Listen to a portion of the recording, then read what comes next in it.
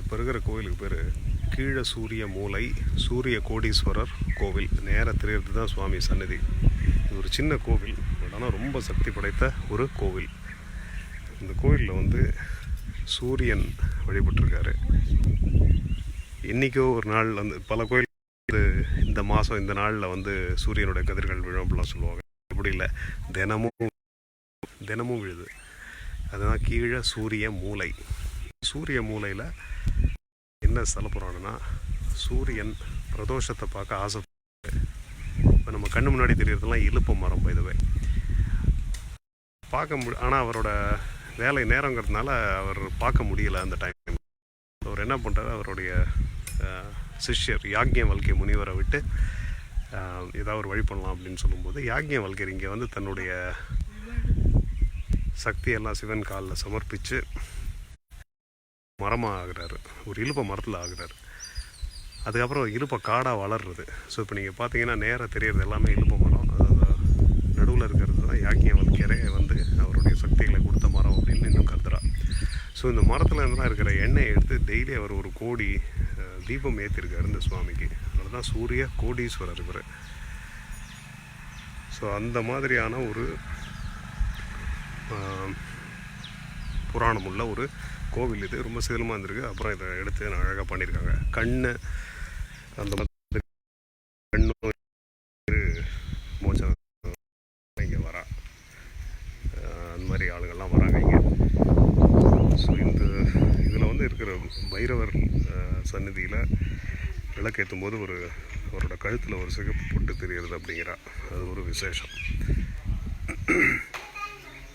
இந்த கீழ சூரிய மூலை அப்படிங்கிறது கஞ்சனூர் சுக்கிரன் ஸ்தலம் இருக்குது. அந்த கஞ்சனூர் சுக்கிரன் ஸ்தலத்துக்கிட்ட துகிலின்னு ஒரு ஊர் இருக்குது. அந்த துகிலிலேருந்து வடக்க வரணும். வந்தீங்கன்னா இருக்கிறது தான் இந்த கீழ சூரிய மூலை. எல்லா சிற்பங்களுமே கொஞ்சம் சின்னதாக தான் இருக்குது, ஆனாலும் ரொம்ப அழகான சிற்பங்கள்.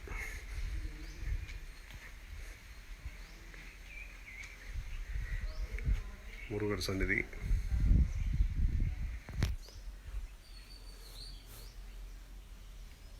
இந்த கீழே சூரிய மூலைக்கு பக்கத்தில் திருலோகின்னு இருக்குது. அங்கே ரிஷபாரூடராக காட்சி அளிக்கிறார் சுவாமி. அது எங்கேயும் இல்லாத ஒரு அமைப்பு. அது பிரதோஷத்துக்கு ரொம்ப ஃபேமஸ் அந்த கோவில், திருலோகி. இது மகாலட்சுமி சந்நிதி. இங்கே கஜலட்சுமி இருக்கும், இங்கே ஆனால் மகாலட்சுமி இருக்குது. இங்கே நவகிரகங்கள். இது எல்லாமே இலுப்ப மரம்.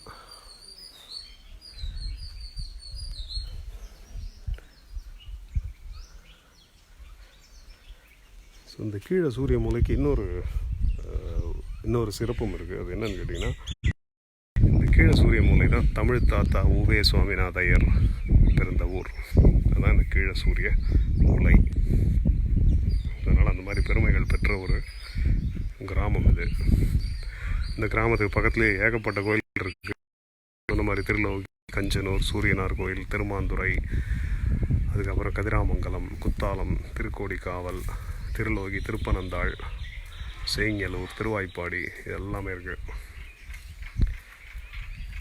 ஸோ அதனால் நேரம் கிடைக்கும் போது இந்த கீழே சூரிய மூலைக்கு வாங்க. இந்த கோயிலில் இருக்கிற சுவாமியை பார்த்து சூரிய கோடீஸ்வரரோட அருளை பெறலாம். ரொம்ப இயற்கையான சூழலுக்கு நடுவில் இருக்குது. ஒரு சின்ன கிராமத்தில் இருக்குது. ஸோ ப்ரிஃபரபிளி ஒரு 8 o'clock 9 o'clock அந்த மாதிரி காலம்பரம் வரதோ, இல்லைனா ஒரு 6 மணி அந்த மாதிரி சாயங்காலம் வரதோ ரொம்ப நல்லது.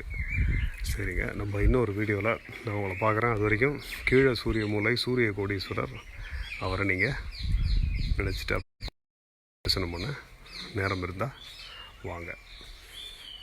நன்றி. நீங்கள் அப்படியே பார்த்துட்டு ஃபேஸ்புக்கு சொல்லுங்கள் தெரிஞ்சவங்களுக்கு. யூடியூப்லேயும் நம்மளோட வீடியோஸ் எல்லாம் இருக்குது.